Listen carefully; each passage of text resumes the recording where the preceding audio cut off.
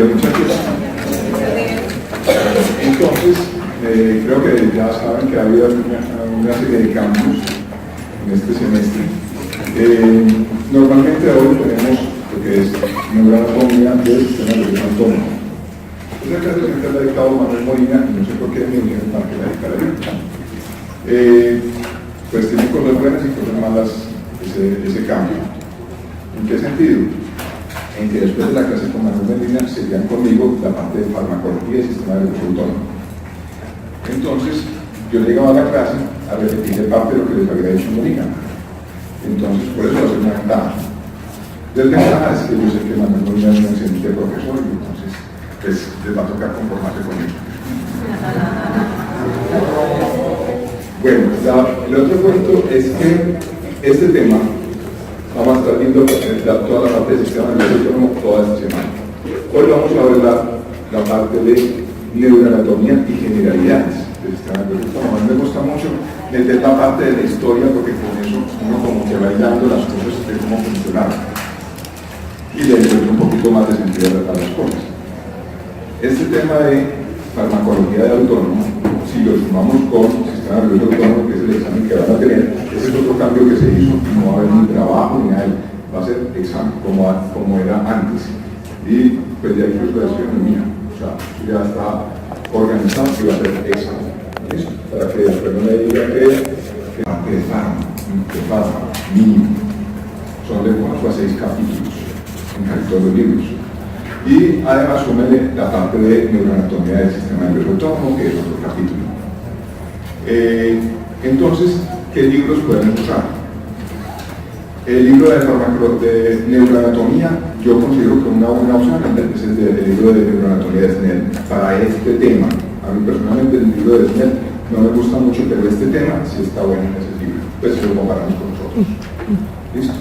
El libro de neuroanatomía de Snell es un buen libro. Pero eso solamente para lo que vamos a ver hoy. Lo que vamos a ver el resto de la semana, obviamente, es un libro de farmacología. Los libros de farmacología para este tema tenemos dos. Este, que es el libro de Katzmann. Este libro fue adoptado en la universidad desde hace un buen tiempo. ¿Por qué? Porque es muy agradable de leer. O sea, rinde mucho. Los capítulos son con dibujitos grandes, con letra grande, a uno le avanza cuando está leyendo. Entonces, y además pues es un buen libro, o sea, no lo voy a negar. Incluso yo en las diapositivas pongo en la parte inferior de dónde saqué qué.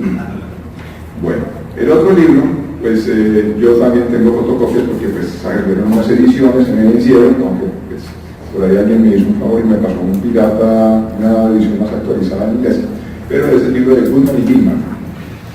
Ahora, pero en el libro de Katzmann, entonces el tema de autónomo, ¿cuánto es? Ya les voy a decir. Este de Katzmann es editado actualmente por McGraw-Hill. Hace unos años lo sacaba Manuel Moderno.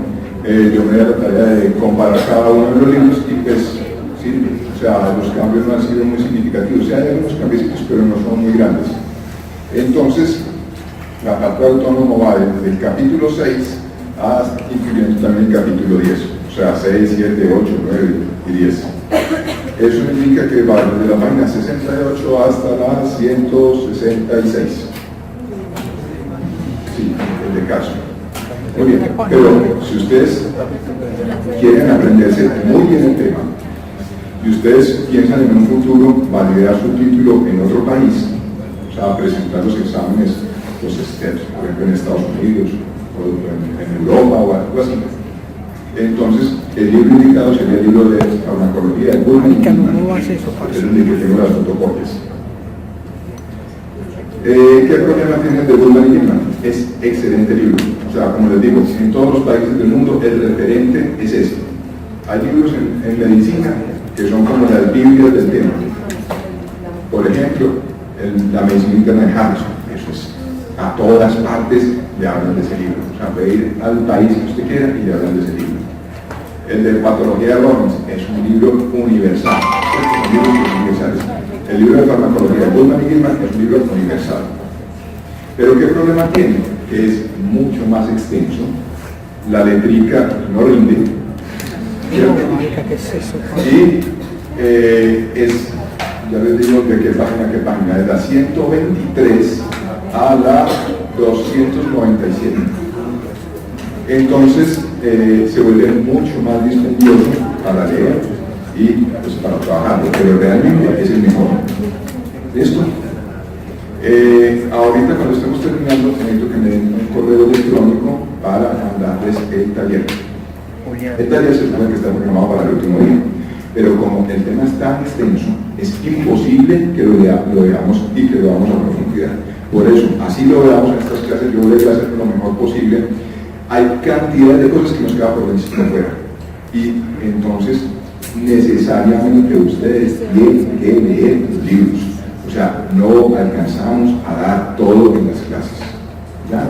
¿Por qué? Porque es que cada capítulo, o sea, tenemos 3 de farmacología. Y se supone que desde mañana en realidad les voy a tratar de meter lo que más pueda en esta clase de esa parte de generalidad que no me se repetía.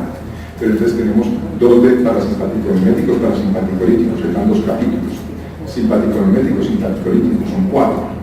Y meter esos 4 capítulos en 2 clases, eso es embutir en pocas palabras. Y se quedan muchas cosas sin ver. Y hay muchos de estos temas que son fundamentales para lo que viene. Yo siempre les digo el mismo cuento.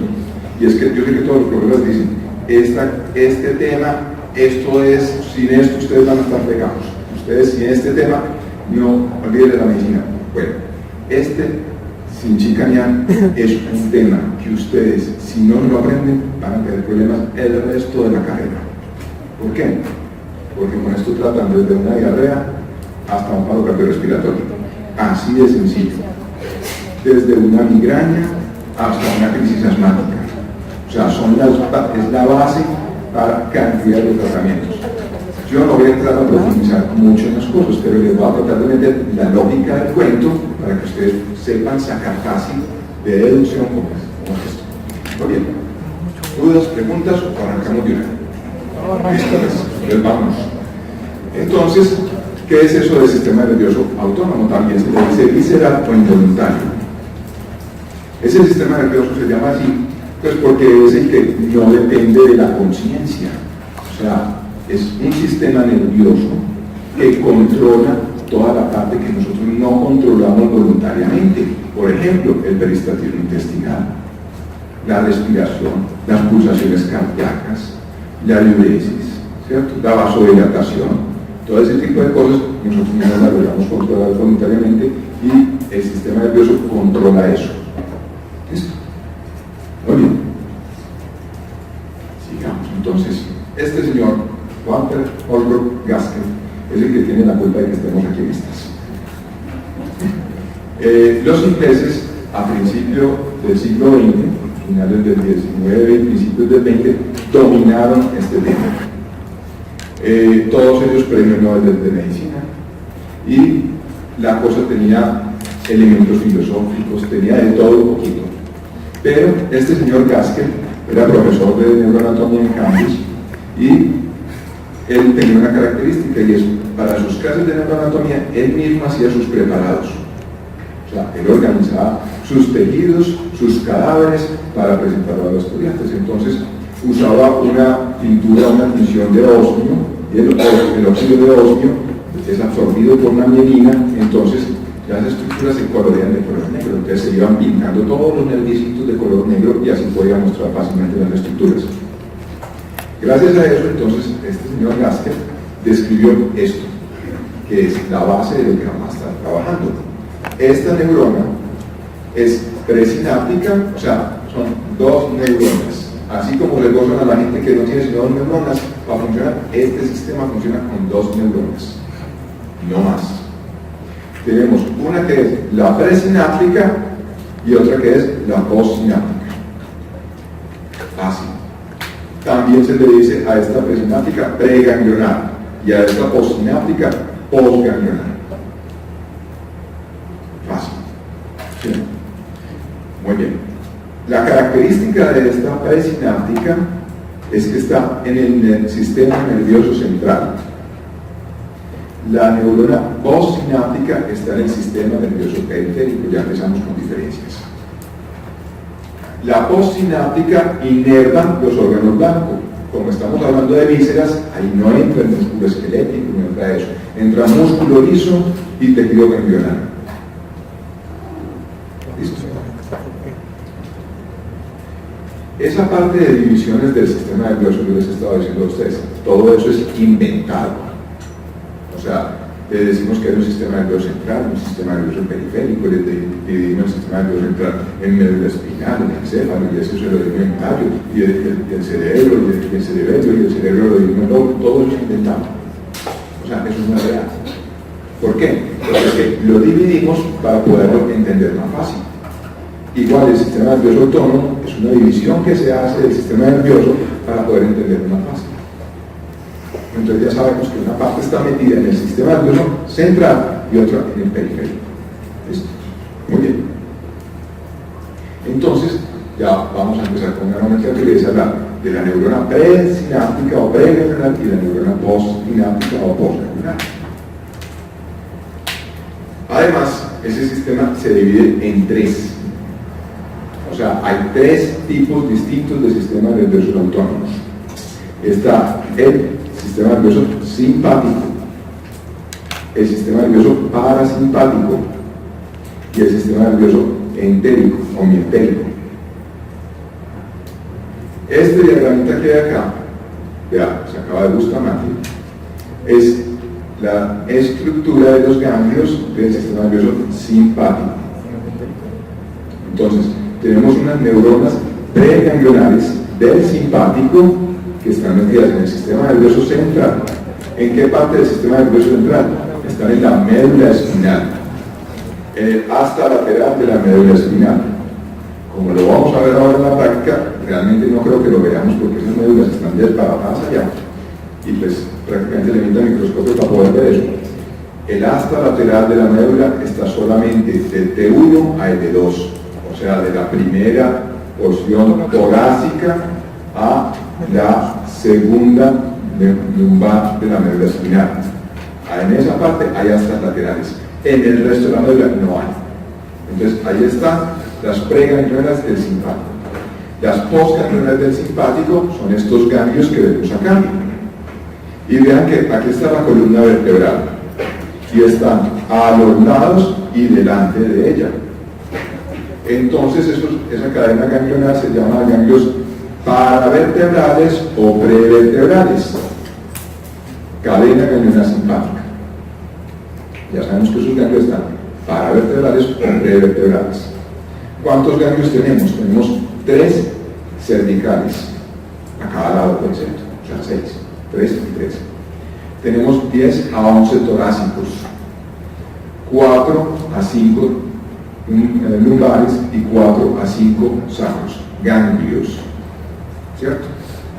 Muy bien. Esos son los ganglios que tenemos a nivel simpático. 4 a 5. Muy bien. Entonces, fíjense que hay una serie de diferencias con lo que yo creo que les han estado diciendo a ustedes. En el sistema nervioso somático, el ganglio que hay está metido dentro de la columna vertebral. Estos están por fuera. ¿Listo? No confundir estos con los ganglios de la raíz dorsal. Son otros ganglios distintos. Estos son ganglios simpáticos. Oye, el otro sistema que tenemos es este, es el sistema nervioso entérico. El sistema nervioso entérico no nos vamos a meter con él. Simplemente sepan que existe ese sistema. ¿Por qué? Porque en la actualidad, a nivel farmacológico, no hay medicamentos dirigidos al sistema nervioso entérico. Fue descubierto, bueno, ya no tan reciente, pero hace unos años, o sea, es lo último que descubrió.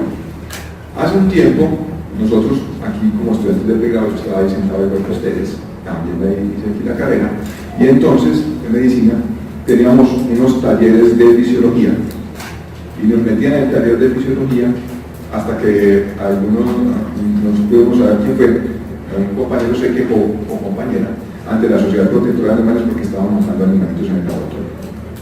y se acabaron los laboratorios de fisiología. ¿Qué hacíamos? Nos íbamos al laboratorio, efectivamente se mataba un conejito y se le sacaba el intestino al conejo.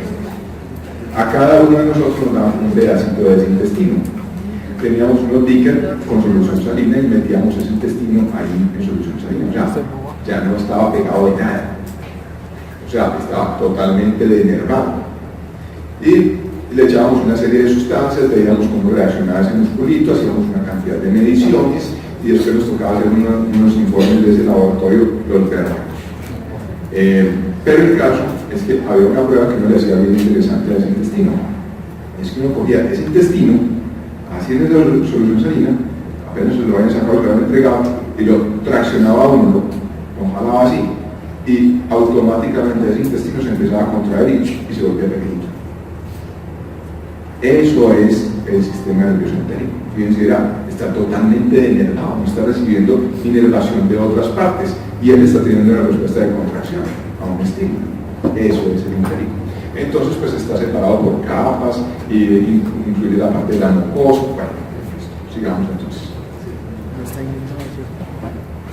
Ese sistema mientérico, entonces tiene, esta es una imagen de microscopio del intestino. Y esto que ustedes ven aquí son neuronas, grupos de neuronas metidas dentro del intestino. O sea, tenemos ganglios nerviosos metidos en el intestino. Eso hace parte del sistema entérico, pero también hace parte del sistema nervioso parasimpático.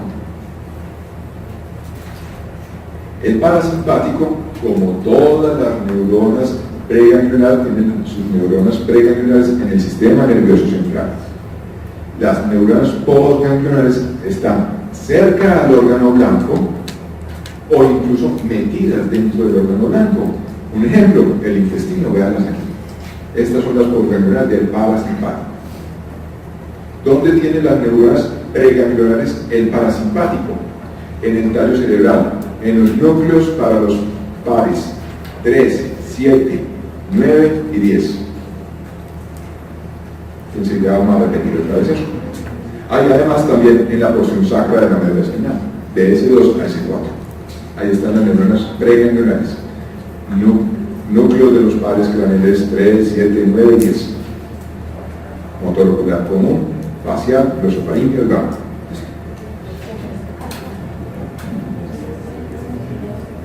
¿Alguna duda? ¿Preguntas? ¿Sí? No, el quinto par no tiene nada que ver ahí. ¿El cuál? El 3. Ah, ya vamos a ver. Tiene una parte parasimpática muy importante y van a quedar aburridos de tanto hablar de eso. Sí, sí, el núcleo de nervios está con el tercer par.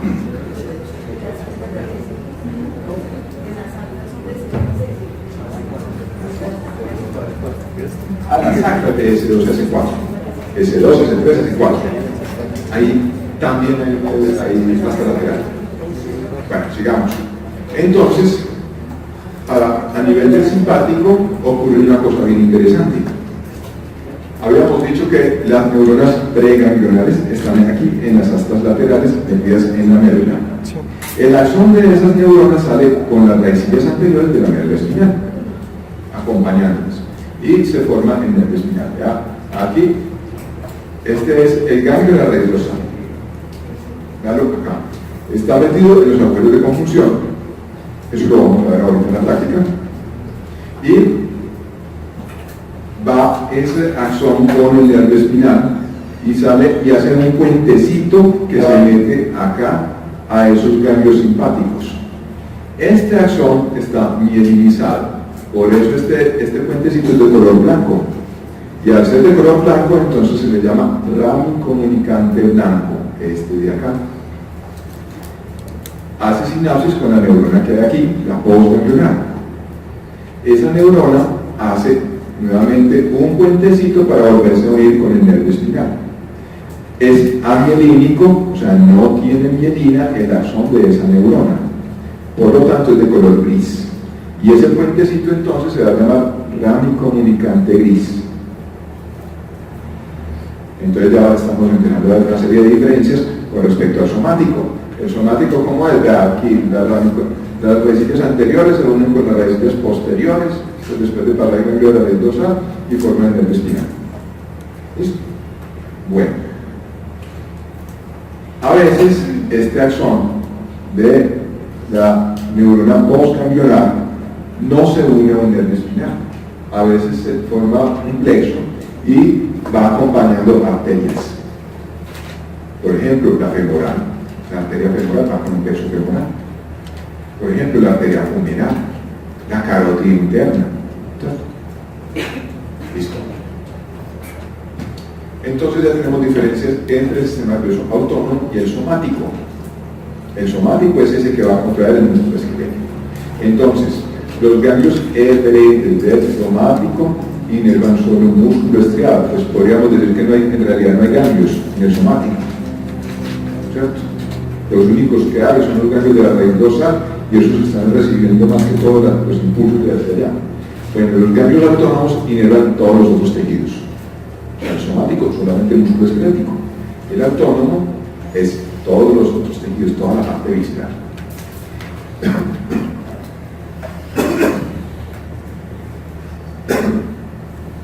Lo otro es el sistema de esos ganglios. Ese sistema somático no tiene ganglios periféricos, lo que dijimos. Y ya se ganglios son más distales, pues que a nivel del autónomo están fuera del eje cefalorraquídeo. O sea, esas sinapsis del sistema autónomo están fuera del eje cefalorraquídeo, o sea, no están metidas ahí en la columna vertebral ni en el sistema nervioso central. Lo que les acabé de decir, el sistema nervioso autónomo forma plexos periféricos, el somático no. Los nervios somáticos son mielinizados, mientras que los ganglios del autónomo no son amielínicos, generalmente. Y algo que les han estado diciendo a ustedes es que cuando el somático tiene una lesión, o sea, cuando uno se corta un nervio, pues genera parálisis en el sistema nervioso y eso no se recupera. En el sistema nervioso autónomo sí se regenera. Claro, pues que ya sabemos que actualmente uno sufre una lesión nerviosa y que pueden hacer puentes y así pues a nivel de los nervios distales, pero pues no hay una recuperación total y según por dónde haya sido la lesión, pues no es recuperable. En cambio el periférico se recupera, pero el autónomo se recupera. ¿Sí? Muy buena pregunta.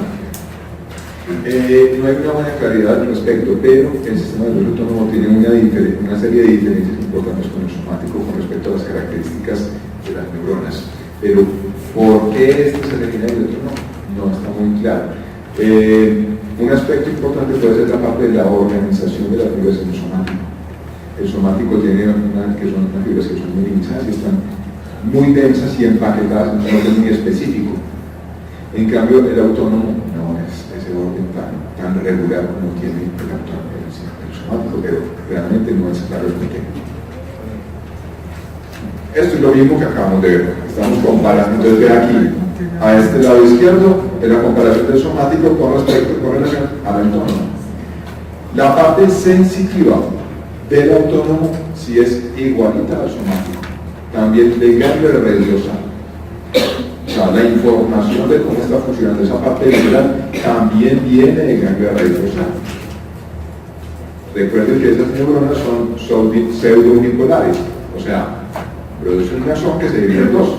Una parte entra a la asta posterior y el otro va a la parte periférica para los receptores. ¿Qué le va a dar la señal? Bueno, sigamos. Esta es las imágenes de dentro de la una vena, aquí las ven muy bonitas. Vea aquí la médula espinal, vea aquí el ganglio de raíz dorsal y vea aquí el ganglio simpático. Vea aquí los ramicomunicantes. Esta probablemente sea el ramicomunicante gris. Ah, no, este es el blanco y este es el gris. Este de acá. Y vea aquí cómo se va a cambiar el espinal. A ver, aquí eran bonitas imágenes, ¿no?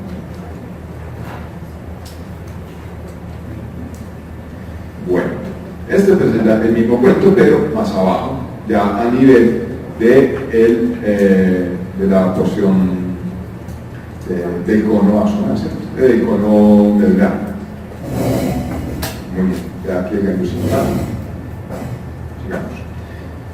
Obviamente, como es en el cono axonal y como viene solamente hasta L2, estas fibritas que están saliendo de acá están viniendo de arriba, o sea, las comunicantes nálicos están saliendo con todo este paquete de nervios o de fibras que vienen por acá.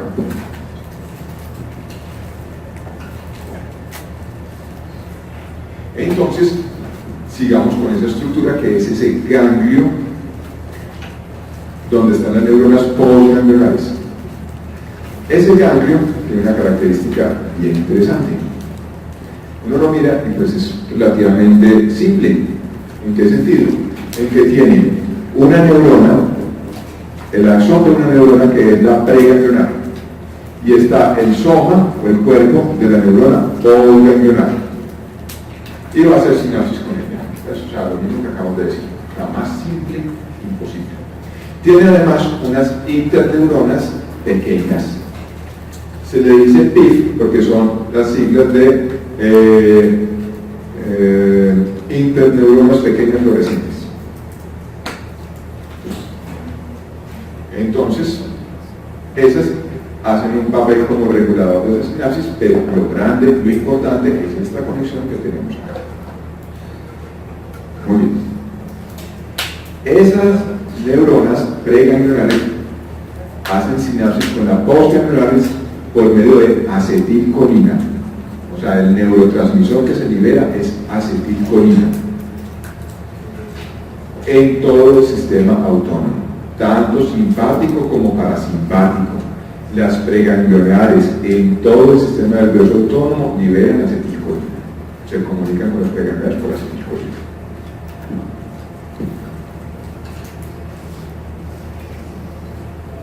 Y ese cuento de esa liberación de ese neurotransmisor, la famosa sinapsis, es la base de la farmacología que vamos a estar viendo toda esta semana.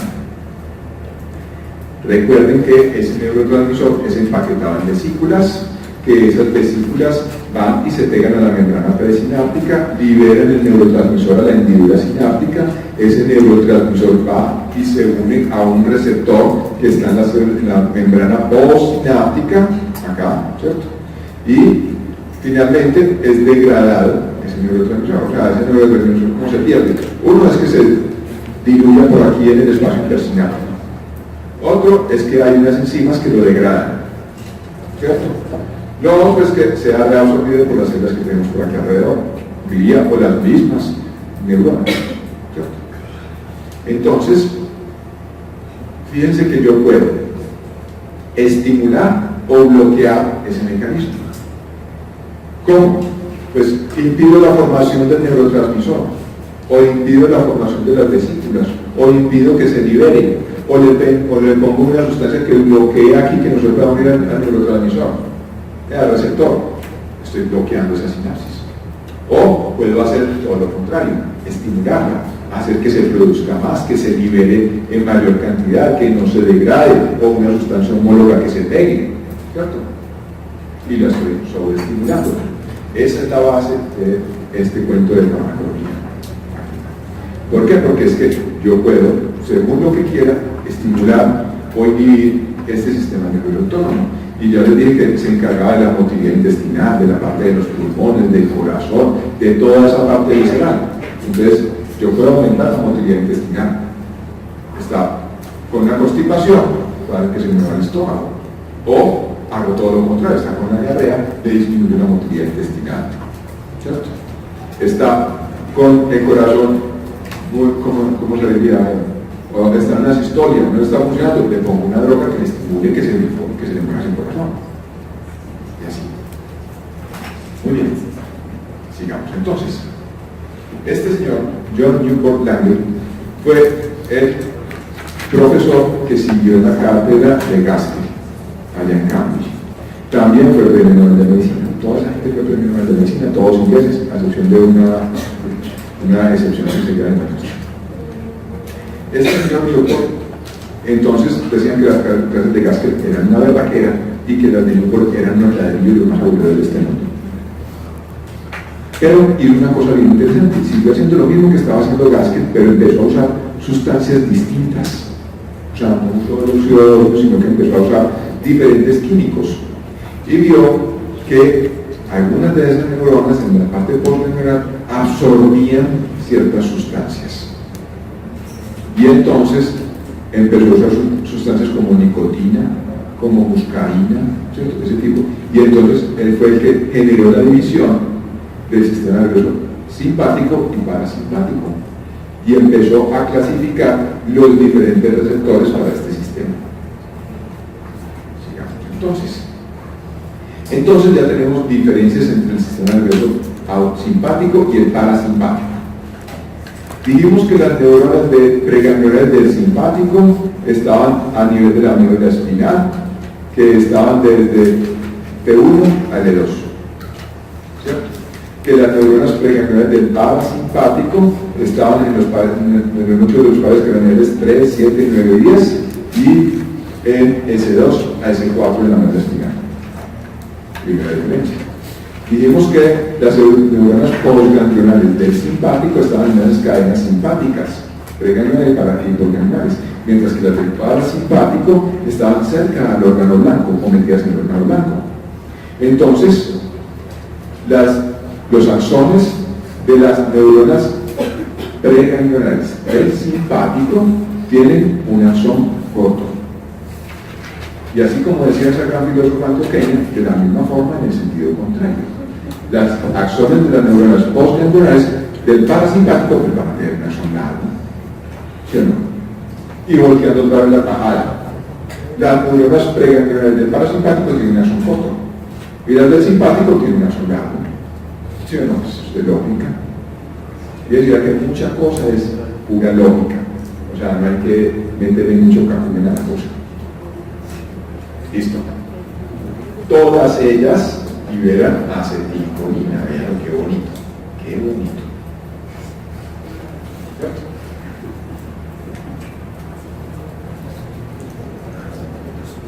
El simpático, mejor, el parasimpático, las neuronas postganglionales del parasimpático también libera acetilcolina. Claro, acá. Las neuronas postganglionales del parasimpático liberan catecolaminas. ¿Por qué son catecolaminas? Porque están formados esas sustancias por un grupo catecol y un grupo amina, complicadísimo el ejemplo. Entonces son las catecolaminas. ¿Cuáles son catecolaminas? La adrenalina, la noradrenalina, la dopamina, esas son catecolaminas. Y esas son las sustancias que son liberadas por las postganglionales del simpático. Aquí les estoy metiendo un gol así pequeñito. Y es porque el simpático también libera, vean, también libera acetilcolina en las postganglionales. Pero la acción de la acetilcolina en el simpático es muy pequeña. Entonces, generalmente no la tenemos en cuenta. Entonces, hacemos una generalización y decimos que el simpático libera noradrenalina, adrenalina, dopamina, las postganglionales, y el parasimpático libera acetilcolina, las postganglionales. Aquí voy a hacer algo que o sea, no es muy cierto, pero le sirve a uno mucho para aprender las cosas. Así me lo aprendí yo, pero creo que le sirve. ¿Y cómo lo vamos a hacer? Vamos a hacer generalizaciones. Generalizamos y es más fácil aprenderse las excepciones. Entonces, el simpático hace todo lo contrario de lo que hace el parasimpático. Si el simpático acelera, el parasimpático disminuye. Entonces, el simpático produce taquicardia, el parasimpático produce bradicardia. El simpático disminuye el peristaltismo intestinal, el parasimpático lo aumenta. Y así. Después vamos a ver un poquito más en detalle cada una de esas cosas. Es una generalización que no es del todo cierta, pero con eso maneja uno fácil el cuento. Entonces, otra diferencia entre el simpático y el parasimpático es que el simpático es netamente catabólico. gasta energía por cantidades industriales. El simpático. El parasimpático es todo lo contrario, es anabólico o es pues no gasta prácticamente energía, de reposo. Se habla entonces que el simpático es ese que lo activamos cuando estamos en una situación de emergencia. O sea, cuando ustedes tienen que volarse de alguien, que se pegaron un susto, una cosa así, eso es simpático. El parasimpático es cuando ustedes están aquí después de almuerzo y tienen una clase a la 1 o a las 2 de la tarde y está haciendo un calor bien bacano, es uno así cabeceando y les toca un profesor que está hablando así toda la clase y yo no sabe qué hacer. Entonces es uno así durmiendo, eso es puro parasimpático. Y usted siente ese estómago que hay como una pelea de tigres allá adentro. El simpático sí. Pero usted dijo que gasta energía, el catabolismo no es cuando te pasa de una situación más grande a una pequeña, libera energía. Por eso está gastando energía, está quemando glucosa para ahí. Está gastando energía. Oye, sigamos. Entonces algunos me empezarán a decir, pero ¿cómo es eso posible de que el sistema nervioso autónomo uno no lo controla? Es que yo he visto películas en los yogis de la India, gente que practica el yoga y demás, disminuyen la frecuencia cardíaca y hacen un montón de cosas rarísimas. Y los que están en buceo, pues yo practiqué el buceo hace tiempos que no lo hago, pero le enseñan a uno que hacen yoga y hacen de todo para poder durar más debajo del agua, ¿cierto? Entonces, no dice, pero entonces eso lo hacen voluntariamente. Bueno. El cuento es que esto no es tan autónomo como parece. Hay algo que lo controla, que es el hipotálamo. En mi opinión, el hipotálamo es un descreste. Es una estructura que tiene, como lo han visto ahí en los cerebros, prácticamente casi 1 centímetro cúbico. Y controla todo el sistema nervioso autónomo y toda la parte glandular. O sea, de las hormonas, de todas las sustancias que funcionan ahí. Ese pedacito así de chiquitico se encarga de manejar todo eso. El hipotálamo, no sé si ya lo vieron en Medela, pero tiene un fascículo que se llama el fascículo, genera un fascículo que se llama el fascículo autónomo descendente, que va a la parte tegmentaria del mesencéfalo.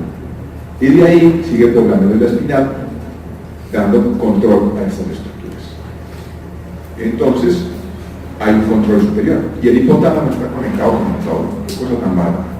Entonces incluso se habla de una distribución de los núcleos del hipotálamo.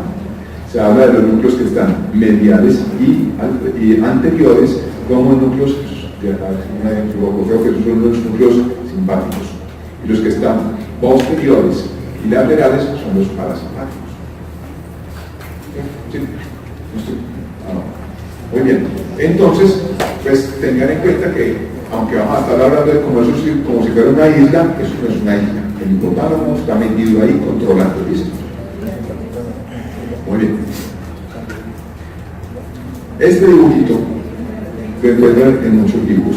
Ya, este se lo saqué de SNEP. Yo lo quería sacar de Dugan y Gilman, en una edición que tenía antes, porque está hermoso, pero es una cosa desplegable y no me cabía pues en el escáner. Pero entonces, esta es una mnemotecnia que se usa en casi todos los dibujitos. Pintan el parasimpático de un color y el simpático de otro. En este caso, el parasimpático está azul y el simpático está de color rojo.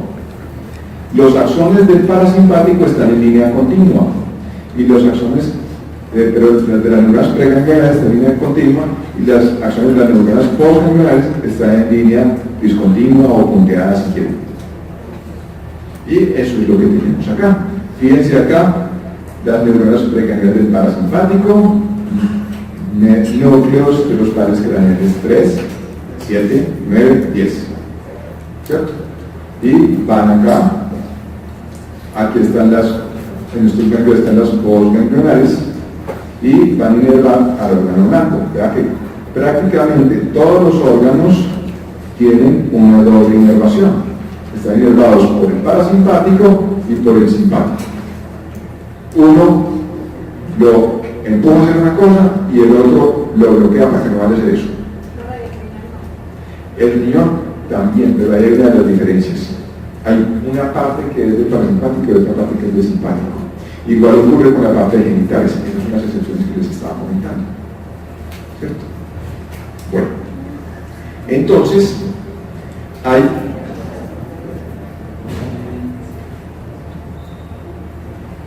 uno bien interesante acá. Este nervio, vean cómo cruza por acá y no sigue punteado. Atraviesa ese ganglio que es el ganglio ciliaco y sigue derechito sin hacer sinapsis con él. Ese nervio se llama el nervio esplácnico mayor, es del simpático. ¿Y qué es lo que tiene interesante? Que llega acá a la glándula suprarrenal, llega a la médula de la glándula suprarrenal. No sé si ustedes ya lo vieron, pero en embriología la glándula suprarrenal está formada de tejido nervioso, específicamente la médula. Es parte de las neuronas de la cresta neural. Migra un grupo de esas neuronas y forman la médula de la glándula suprarrenal. O sea, la médula suprarrenal por dentro son neuronas. Le llamamos por bien neuronas, le llamamos las células cromatinas. Llega este nervio esplácnico mayor, hace el estímulo ahí en la médula suprarrenal y libera adrenalina, que entra por torrente sanguíneo y nos pone full, acelerados, como yo creo que a todos nos ha pasado. A todos nos pasa. Muy bien. Entonces, ahí, ¿cómo se hace? Entonces vamos a ver cada uno en detalle. Este es el dibujito de Puelles, un dibujito más realista. Se vuelve un poquito más enredado, pero está muy bonito y es más real.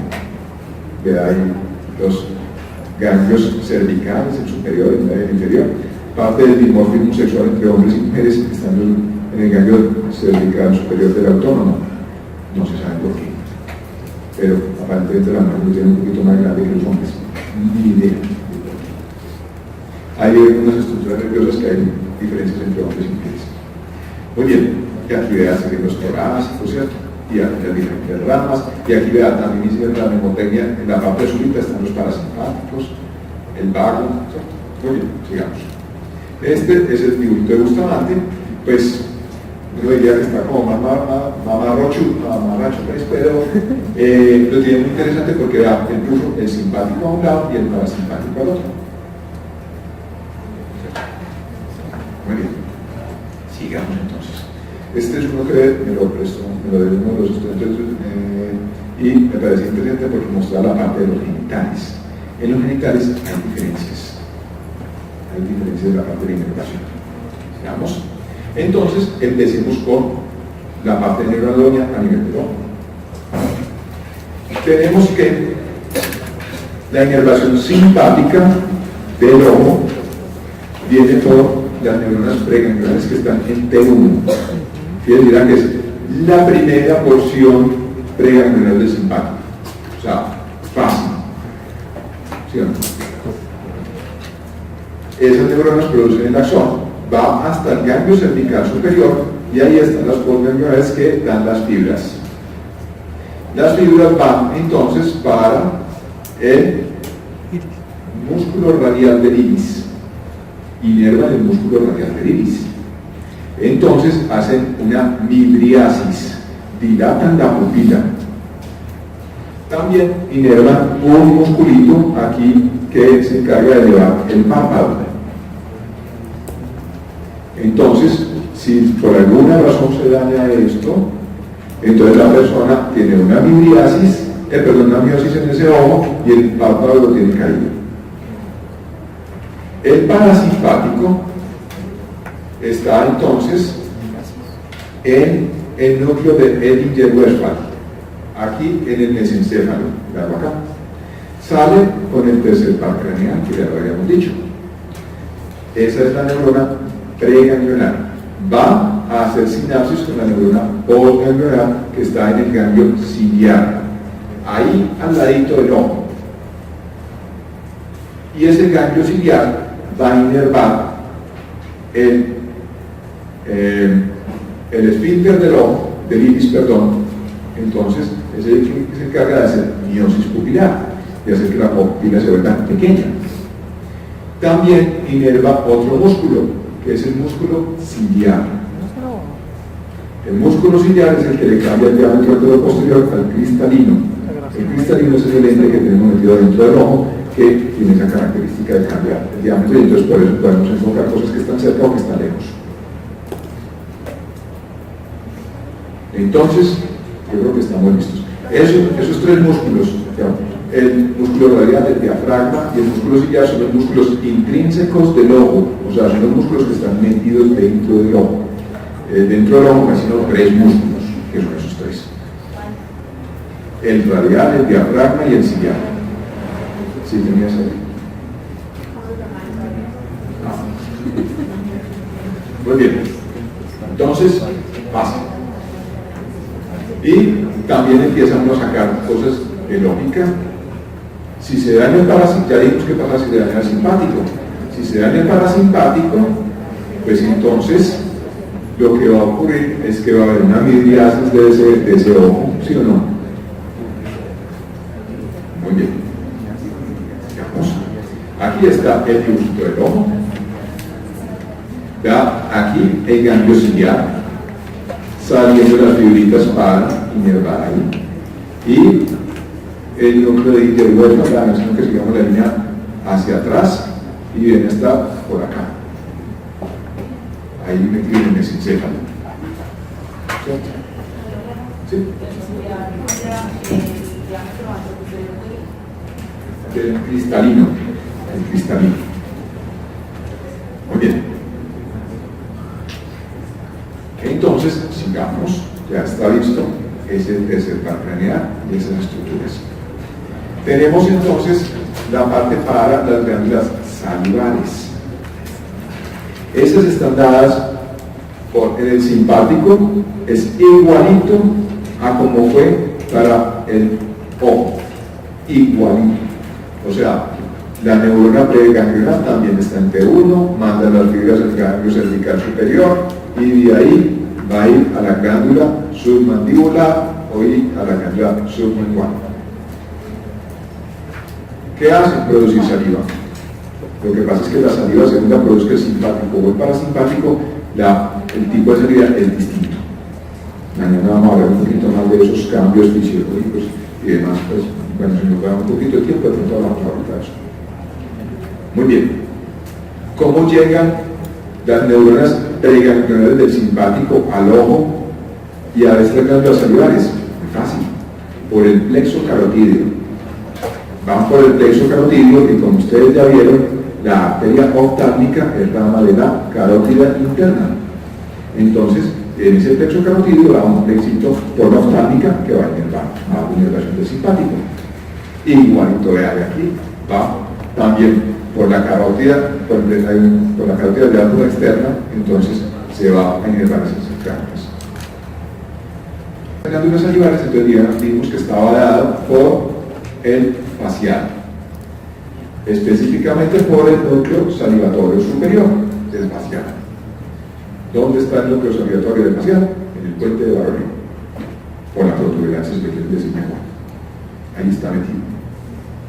Entonces, sale con el nervio facial, llega a este ganglio, que es el ganglio submandibular, y de ese ganglio submandibular va a ambas glándulas salivares para producir saliva. Así. Bueno, sigamos con otra parte de anatomía. Tenemos la saliva, no solamente es producida por esas dos glándulas, también está la parótida, grandotota, que produce mucha saliva, ¿cierto? Entonces, simpático igualito, vean, neurona preganglionar está en T1, ganglio cervical superior, va por el plexo carotídeo, se va por la ramita de la carótida externa y va a la parótida. Más fácil, pues, imposible. Y esa parótida está inervada por el glosofaringio. El glosofaringio, entonces, hay el núcleo salivatorio inferior, pues hay un salivatorio superior y hay un salivatorio inferior, pero es de los amarillos, a diferencia de otro que es del facial. Sale, va hacia un plexo simpático, llega al ganglio óptico, donde están las neuronas postganglionales, y da las fibritas que forman la ramita que se llama el aurículo temporal, y ahí llega a la parótida. ¿Listo? Para las glándulas lacrimales, o sea, para llorar, en pocas palabras, de cualquier forma. Entonces, simpático, igualito. O sea, es que el simpático sí está muy fácil, ¿sí o no? El parasimpático está dado por el núcleo lagrimal del facial, también en el puente. Ahí están las neuronas pregangliales del facial. Sale, creo que este es el perigopalatino, este núcleo, no alcanzo a leer bien, pero creo que es el perigopalatino, sale y va, forma pues el facial, el peroso mayor, el paratorio conducto perigoideo, entonces el perigopalatino, ya llega por el nervio lacrimal hasta la glándula lacrimal, y gracias a eso podemos llorar. Hay un fenómeno bien interesante, un síndrome que se llama el síndrome de lágrimas de cocodrilo. ¿Qué serán las lágrimas de cocodrilo? Cuando a uno le dicen que está botando lágrimas de cocodrilo, ¿a qué se refiere? Que llora como por una razón, como por algo injustificado, ¿cierto? Por algo que no vale la pena. O sea, que se está haciendo que está llorando en pocas palabras, pues, así bote lágrimas y demás. ¿Será que los cocodrilos lloran?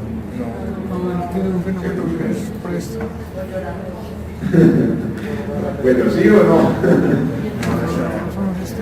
Resulta que en la Edad Media, cuando empezaron a descubrir bien la parte de los cocodrilos, se decía que los cocodrilos lloraban cuando comían. Al comer lloraban. Vayan al zoológico y vean a un cocodrilo cuando le comida. Realmente se habla de que un porcentaje botan con una secreción como lágrimas cuando están comiendo, pero una pequeña proporción. El síndrome de lágrimas de cocodrilo es eso.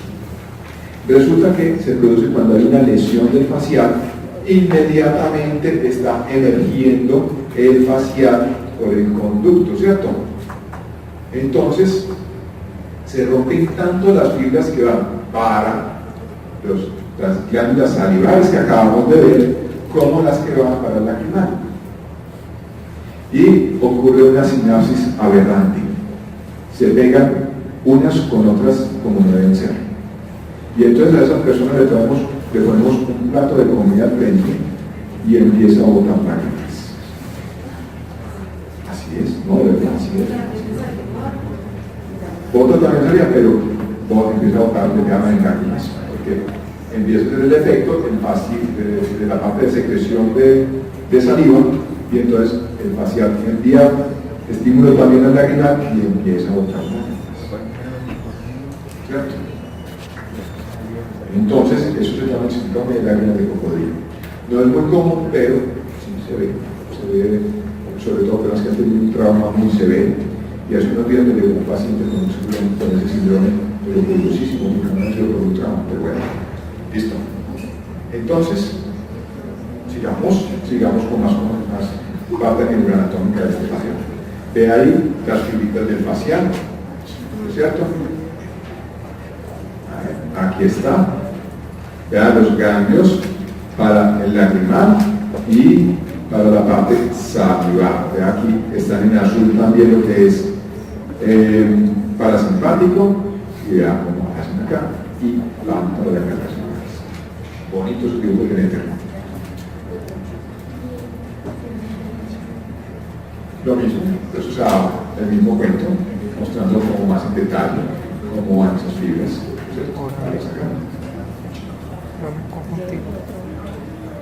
Muy bien, la inervación entonces del corazón y de los pulmones. Ahí sí involucra varios segmentos. El simpático va de 2 a de 4 a nivel pregangliar. en neuronas perigangliolares de T2 a T4.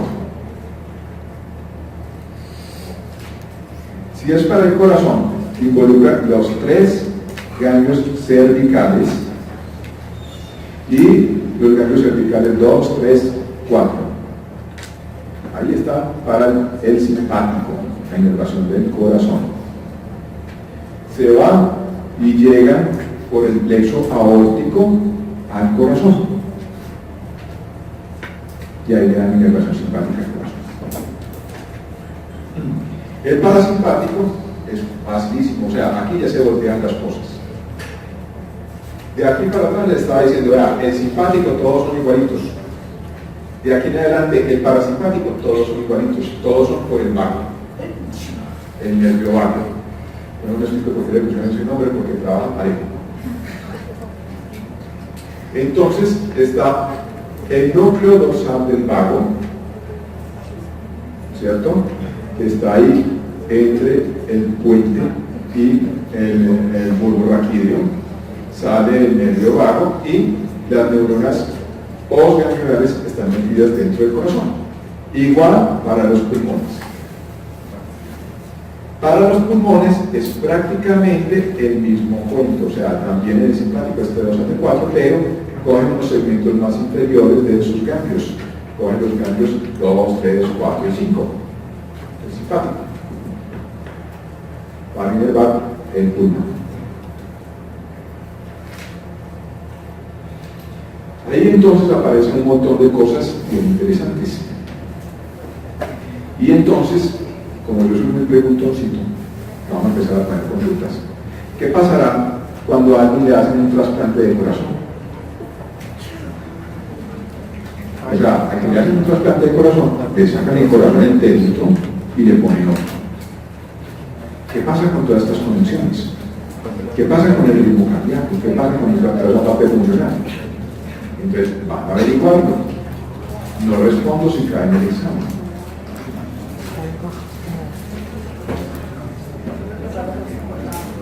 ¿Ah? O sea, en un trasplante de pulmón o en un trasplante de corazón, a ustedes, como le dicen vulgarmente, le sacan toda la presa, le sacan todo el corazón y le ponen otro. Ellos no reempatan todo esto, ¿o sí?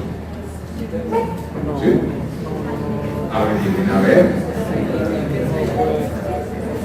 Y como que el corazón que viene ya con la maquinaria. Oye, sigamos entonces. Sí, tendría sentido, pues. Entonces, la parte de los ganglios para vertebrales, ¿cierto? De las neuronas gangliolares. El 2, 3, 4 y 5.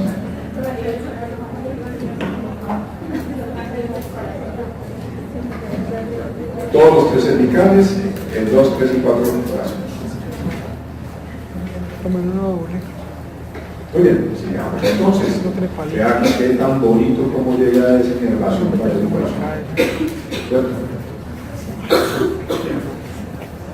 Esto es el vago. Es que lo logro poner acá. El vago que está bajando el nervado ese corazón. Se supone que una doble lesión del vago es incompatible con la vida. O sea, alguien que tenga lesionado ambos nervios vagos no tiene forma de quedar vivo, se muere.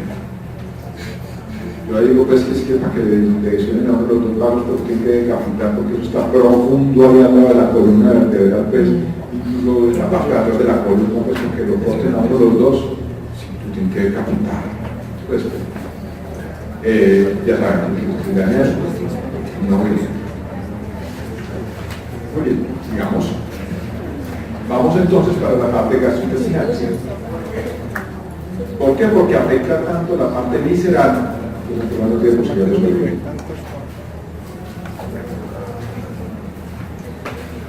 Bueno, entonces, la parte gastrointestinal, lo mismo que les decía ahora, por el parasimpático es del vago.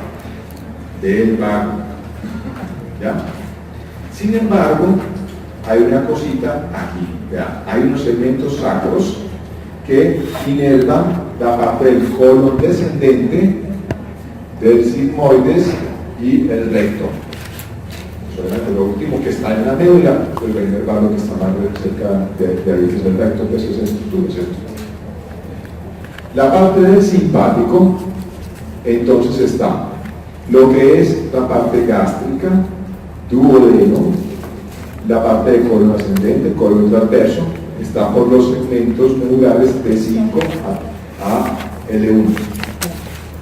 Va a los ganglios que están prevertebrales, especialmente estos dos, el celíaco y el mesentérico superior. Sí. La inervación simpática del estómago, duodeno, colon ascendente, colon transverso, está por las neuronas del asta lateral de la médula de T5 a L1. Salen los axones y van a los ganglios simpáticos que están prevertebrales, que corresponden al celíaco y al mesentérico superior. Ellos dan las fibras para eso. ¿Listo? El parasimpático igual, vean, el vago. Para la parte de el colon descendente, sigmoides y recto, está dado entonces por las neuronas preganglianas del simpático L1 y L2. Va al ganglio mesentérico inferior e inervan esa estructura. Del parasimpático está por las neuronas preganglianas que están en las astas laterales de S2 a S4, S2, S3, S4. Y va y los neuronas porganglianas que están metidas ahí dentro del intestino.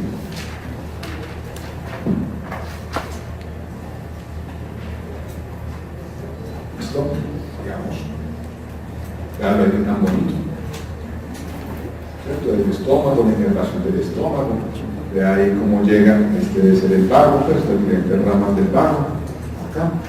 Vean los ganglios simpáticos. Visto de otra forma, volteando el estómago para otro lado. ¿Sí?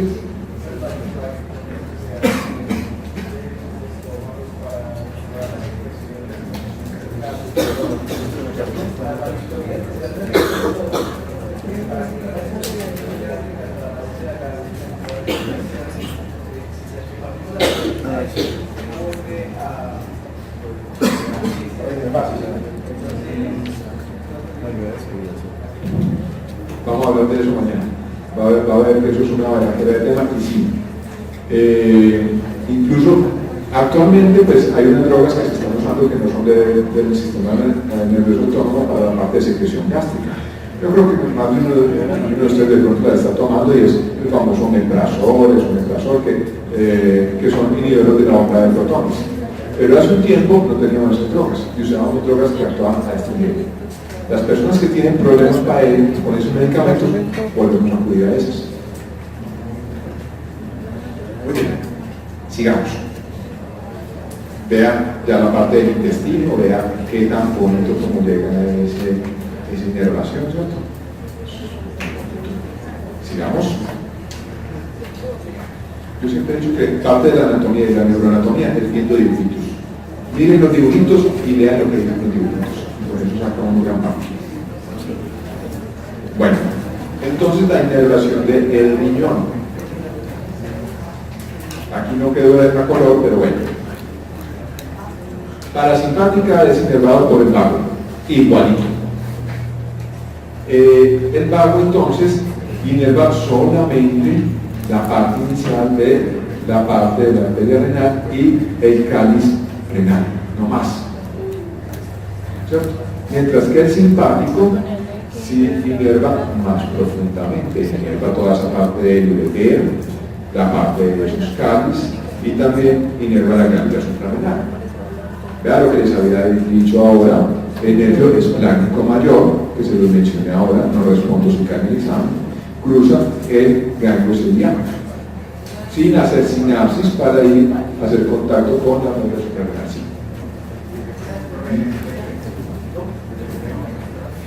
Estos segmentos torácicos ya, estos ya son, estos ya están en L1 y L2. Bueno, para esa parte inferior, o sea, que no es la parte del ureter y demás, entonces involucra el nervio esplácnico torácico inferior, que sale de ahí de esa neurona preganglionar, va y hace contacto con el ganglio renal en el plexo renal y va y hace ya contacto con el ureter y con ese cambio renal. ¿Listo? Fácil. Sigamos. Bueno, ahí está el dibujito. Vean. Eso se va por el plexo aórtico y da salida nuestra para la parte renal. ¿Ya? Eso parece que me hubiera columna telar. Bueno, sigamos. Lo mismo. Da la parte del vago. La parte de la vejiga y los esfínteres. Entonces, en la vejiga tenemos que la inervación simpática de la vejiga, obviamente también de los últimos segmentos, del D11 a L2. ¿Sí? ¿Es T11 o D11? También es lo mismo. Es lo mismo T o D. Porque T es 2A y T es 2A. Eso es lo mismo. Muy bien. Va entonces ya a los últimos ganglios de las neuronas postganglionales y va a inervar. Entonces, inerva a el esfínter anal y va a inervar al detrusor de la vejiga y al esfínter vesical. Ese es el último ganglio simpático, de la cadena simpático. No recuerdo el nombre. Ese creo que es un apéndice, pero no recuerdo el nombre. Bueno, pero entonces viene una cosa interesante, lo que yo les decía de lo que era opuesto, ¿cierto? Esto va por un plexo que es el plexo hipogástrico, esta parte de acá. Y aquí tenemos el parasimpático que está obviamente en los segmentos sacros y va a inervar también vejiga y esfínteres. El simpático relaja los esfínteres. Perdón, el parasimpático relaja los esfínteres y provoca la contracción del detrusor, mientras que el simpático contrae los esfínteres. ¿Listo? El detrusor es el músculo que hay aquí en la vejiga. Entonces, cuando uno entra al baño, ¿qué hace para orinar o para defecar? Así. Empecemos con la parte de orinar. Primero, va uno, entra al baño y relaja su esfínter vesical. Relaja este esfínter. Vea, puro parasimpático. Y uno presiona el estómago. ¿Por qué? Porque está contrayendo este músculo que hay acá, que es el detrusor de la vejiga. Entonces es como una bolsita, la que usted está apretando con ese músculo para que salga la orina. Así de sencillo es el cuento. Termina de orinar y coge y funciona y contrae este esfínter. Y listo. Y relaja ese detrusor. Así de sencillo, esto es como orinamos. El cuento tiene otros elementos bien interesantes. ¿Por qué? Porque en las personas mayores ustedes ven que es muy frecuente la incontinencia urinaria, otros problemas para control de los esfínteres. Entonces, en nuestro medio es muy común, y no solamente aquí, pues, pero aquí es muy común que generalizamos los diagnósticos. O sea, nos llega una señora mayor de edad, tuvo varios hijos, está con un problema de incontinencia urinaria, conclusión, tiene fregado ese esfínter pélvico, usted tiene por qué estar goteando, usted tiene ese problema, no hay nada que hacer, señora, use pañal. Y a los hombres también, no, es que usted tuvo un problema de la próstata, le hicieron su cirugía, y llega el hombre, pero pues, a mí se la cirugía yo quedé bien. No, quedó fregado, vean cómo está, eso es una consecuencia de eso. Y entonces, no tienen en cuenta que a veces el problema es el nervio que está llegando acá, que es el pudendo. El nervio pudendo a controlar esos esfínteres. Entonces puede haber una contracción de ese nervio y generar un problema de descontrol de esfínteres. Y no le chequean eso, sino que condenado para que siga usando pañal de por vida. Cuando eso con una intervención así sencilla le descomprime el nervio y queda bueno. Entonces hay cosas que uno siempre debe tenerlas en mente, uno debe descartar posibilidades. ¿Listo? Eso hay varias personas que se encargan de esa parte de la vida. Entonces, normalmente lo del neurólogo, cirujano, oficial, pero esté segura que como médica general le va a llegar pacientes con problemas de control de esfínteres. O sea, eso es una queja frecuente en la consulta. Entonces, te llega, cuando estoy viendo una cosa, toda la ignoras. Le hace una maniobra y le pone a pujar y todo eso y ve esa liga como está así caída. No, ese fue el estado. Sí, yo no niego que eso genere descontrol de esfínteres, pero hay veces que le arreglan el problema y sigue con eso. Entonces hay que pensar de las posibilidades. ¿Listo? Bueno, sigamos. Ahí tenemos la parte también de cómo es la intervención de esa vejiga, del supo gástrico. Acá, eso está más centrado. Muy bien, sigamos. Y como la inervación de los órganos genitales. Es otra donde hay diferencias.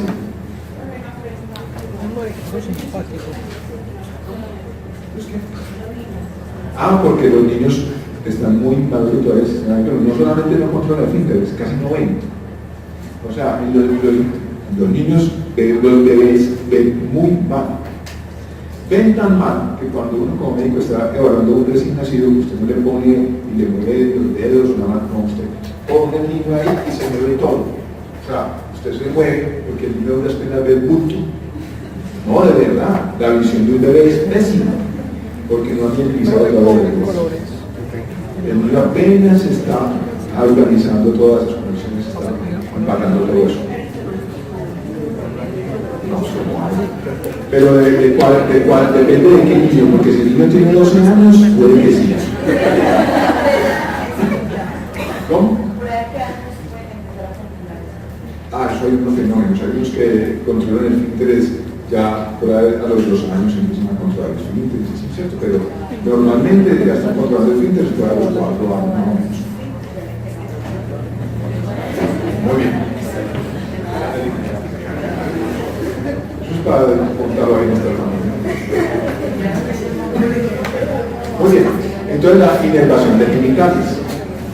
La inervación de los genitales masculinos tiene una cosa bien interesante. Y es que el parasimpático, que lo vamos a ver esto que ya mañana, inerva unas arterias que se llaman las arterias helicíneas. Helicíneas porque tienen forma de hélice, por eso son así como en espiral. Esas arterias helicíneas, ¿qué será lo que hacen? El parasimpático. Sí. Llenan los cuerpos cavernosos, se encargan de la erección del pene. Más fácil la hemotermia no puede ser. ¿Ya? ¿Qué hace el parasimpático? Perfecto. Muy bien. El simpático se encarga de la eyaculación. Entonces fíjense que ahí hay estructuras distintas que están siendo inervadas por ellos. O sea, las excepciones que estamos hablando ahora. ¿Cierto? Entonces el simpático, obviamente, pues son estructuras que están pélvicas, que están yendo más abajo, que podemos tener. Y entonces son inervadas por los últimos segmentos lumbares, van también a los últimos ganglios del plexo simpático, de los ganglios simpáticos, y va a inervar entonces, si se encarga de la eyaculación, vean, a el epidídimo, el conducto deferente y la glándula seminal. ¿Sí? Si el parasimpático es como el proceso de relajación, pues, porque es responsable de la erección ahí. Porque para unas cosas sí, para otras no. Es que por eso le estaba diciendo, no generaliza, pero hay excepciones. ¿Cierto? Esta es una de esas resoluciones en que lo pone a trabajar para Simpático y parasimpático. Ambos llegan a la misma cosa y también. glándula seminal. Glándula seminal. Y el parasimpático, vea, la parte del plexo hipogástrico, los últimos segmentos sacros, las neuronas están ahí metidas y van a inervar esas redes lisíneas del cuerpo cavernoso, para tener cuerpos cavernosos, pues. ¿Listo? Fácil. ¿Sí o no? Esta es la inervación de los genitales a nivel masculino, como llega eso por allá, ¿cierto? Muy bien. La inervación de los genitales femeninos. Los segmentos son básicamente los mismos, ¿cierto? O sea, también T12 a L1 y la parte sacra, S2, ¿cierto? Va por el simpático, también el último segmento del ganglio simpático, y van a inervar ¿qué? Inervan la parte del fondo del útero y una parte de la pared de la vagina, del simpático. El parasimpático entonces inerva la parte del cuello uterino y una parte de la pared de la vagina en relación con la vejiga. ¿Bien? Muy bien. Entonces, otra consultica, mejor dos. ¿Qué pasa en las personas que tienen lesión medular con respecto a la vejiga? Sí, pero ¿qué es lo que pasa? O sea, ¿cómo se llama esa vejiga? En pocas palabras, se las va a decir así y la van a derivar. Ahí se producen dos tipos de vejigas según el estadio de la lesión medular que tenga. Y eso viene del tema que tenemos mañana en la tutoría. Pero entonces, está la vejiga neurogénica flácida y está la vejiga neurogénica espástica. Averigüen qué pasa con eso. Y lo otro es... ¿Puedes repetir otra vez? ¿Vejiga qué? Vejiga neurogénica flácida y vejiga neurogénica espástica. El otro cuento es qué pasa en la persona que tiene una lesión medular en la parte reproductiva. O sea, un hombre que tiene una lesión medular podrá tener hijos o no. Una mujer que tiene una lesión medular podrá tener hijos. Averigüen bien a ver qué pasa. ¿Qué pasará?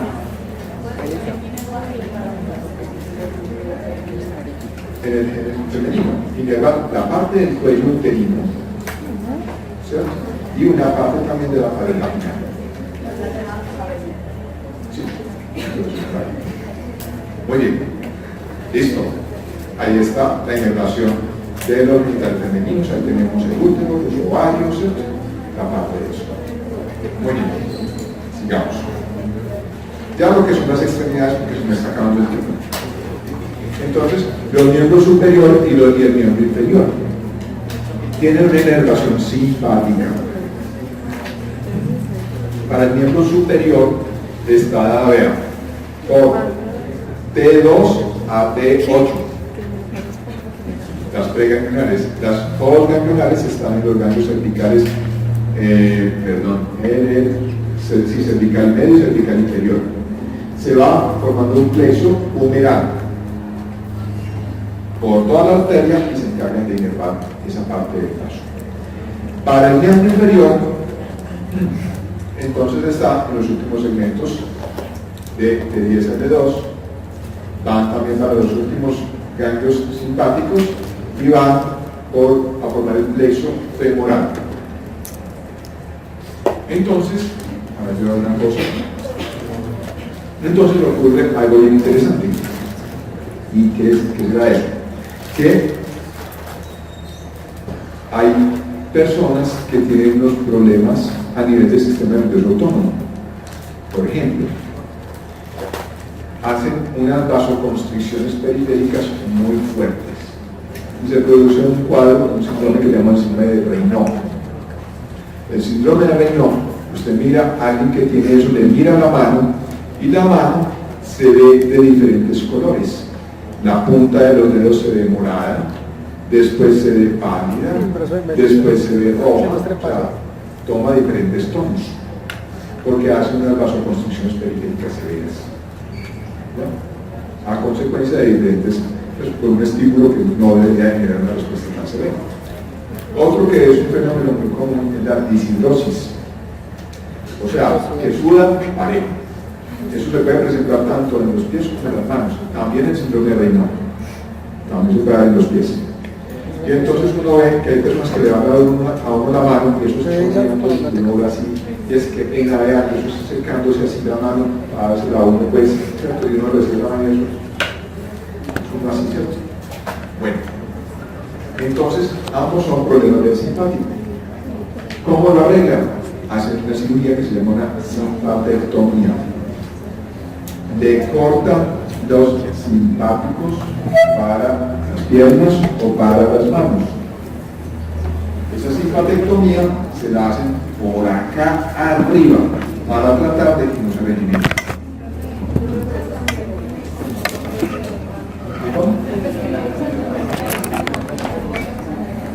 Sí, también están haciendo eso.